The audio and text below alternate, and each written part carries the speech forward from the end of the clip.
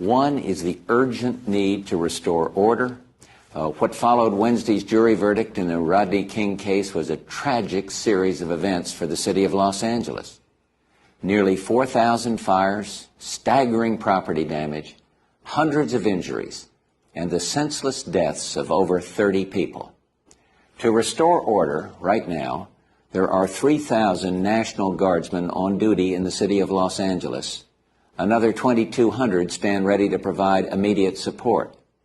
To supplement this effort, I've taken several additional actions.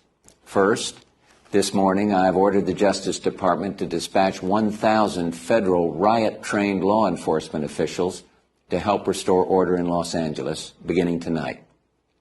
These officials include FBI SWAT teams, special riot control units of the U.S. Marshals Service, the Border Patrol, and other federal law enforcement agencies.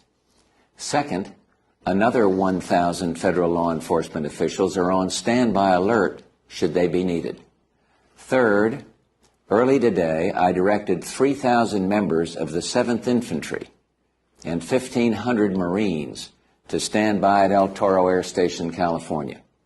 Tonight, at the request of the governor and the mayor, I have committed these troops to help restore order. I am also federalizing the National Guard, and I'm instructing General Colin Powell to place all those troops under a central command. Okay. That was power, people. That was power. But that was also acceptable. When Trump shows power, he is a king. People, first let's start this video with a happy Father's Day to all you great fathers out there who are doing everything that they can do to provide for their families and being a real stand-up father. Keep it up. You guys are doing awesome. Let's get into this video. People, it's insane. It's insane. That was power. We got power on one side and weakness on the other. People, they want this country destroyed. Trump isn't acting like a king. Trump has followed everything that these courts are telling him. He's been held up for how long now with these deportation orders? People, let's get into the video. There's limited fighting already on the northern Israeli border, and I wonder, what is your message to Hezbollah and its backer, Iran? Don't come across the border. Don't escalate this war. That's right.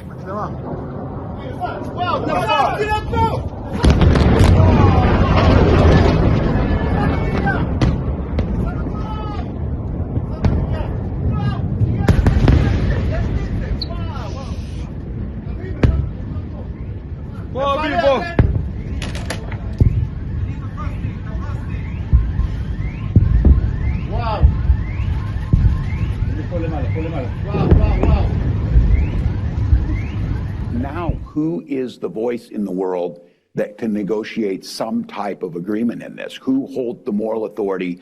Who holds the ability to do that? Because we are not seen as a neutral actor. And we maybe never were. I don't want to tell anybody that. I think there's a lot of people who say you always leaned one way in this. But I think there was at least an attempt to be somewhat of the arbitrator in this. We saw President Carter do it with Begin and Sadat. We've had certain wins along the way that were actually mutually beneficial both ways. Now I ask who that is. And I mean, consistently over and over again, we're going to have to face the reality. It might be the Chinese. The whole thing is just disgrace. They have, Tim WALTZ out here saying that the Chinese will be able to handle the Israel and Iranian thing better than Trump. Kind of like Joe Biden did. I think we all remember when he released all that money, lifted the sanctions 4 days after Trump was out of office. Look at it now, people. Look at Iran now. Now they have nuclear capabilities. Iran is over there with people that know how to make the bombs, with enough cash to make the bombs. Israel's in a bad state. They're trying to take care of that. And we have American people here acting like a bunch of imbeciles because Trump is king. People, we need to pay attention to the real world, what's happening out here, and quit falling for this bull crap that these Democrats are slinging. They're insane. They're insane. They don't care about us. They don't care about the American people. They care about the immigrants. They care more about other countries than they do here. They're doing everything to blow this country up. And the funny thing about it is, we got these Americans out here, they're taking money to act like idiots in these riots. It's unbelievable, people. It is unbelievable.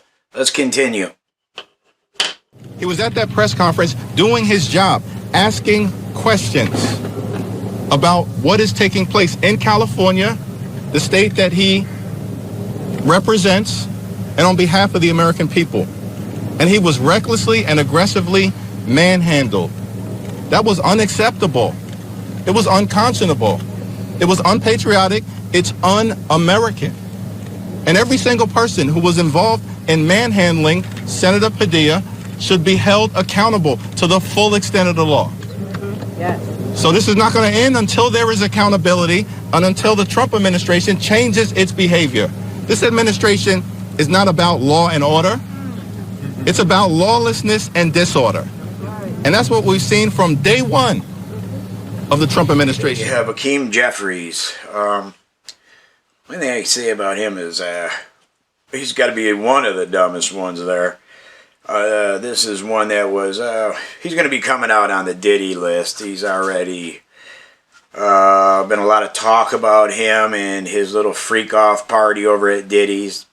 These are people doing this that are causing chaos, like the senator that stormed Kristi Noem's press conference, the unknown senator trying to get a name for himself. He went in there pushing his way through. Could you imagine how many death threats that poor lady gets a day? And then this moron and all the other Democrats are going to run around saying that senator was manhandled. People, they're a joke. It's almost so embarrassing to even put on a video. But you got to take kind of like the worst of the worst. That's all it is. When it all comes out, when all this comes out, it's going to be all these Democrats were on the take, bought, paid for by other countries. Other interests have bought and paid for these people. Why else would you hate America this bad? They don't love America. They don't stand for America. People, think about it. Why would you do this to your country? Why would you do this? A senator, an unknown senator, without a security pin, goes storming a press conference and wondering why he was tackled to the ground. How many times they try to assassinate Trump? People, it's just a game to these people.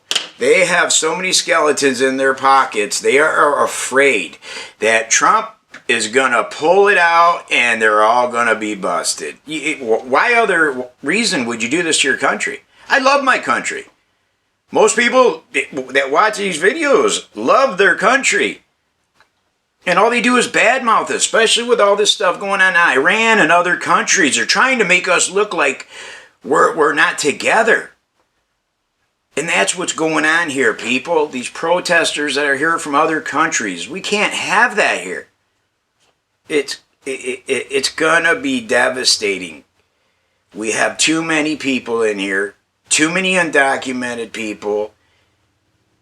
It's honestly, I'm afraid, to my own opinion, that I do believe that there's a lot of terrorist cells here, and I do believe there's a lot of bad activity out here, and I think Trump and his cabinet believe the same, and they're trying to get to the bottom of it to get these people out of here and get to it before something bad, really bad happens.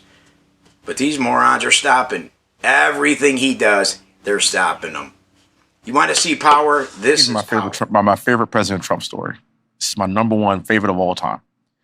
When we were negotiating with the Taliban, while President Trump was still the president, President Trump wanted to get out of Afghanistan, but he wanted a conditions-based withdrawal, meaning that you do what we tell you to do, and then we will start pulling troops back slowly as long as you abide by our rules. It's President Trump and Mike Pompeo, and they are talking to Taliban leadership in the room, and they had one translator in the room. President Trump looked at the Taliban leader and said this: I want to leave Afghanistan, but it's going to be a conditions-based withdrawal. And translator translated. And he said, if you harm a hair on a single American, I'm going to kill you.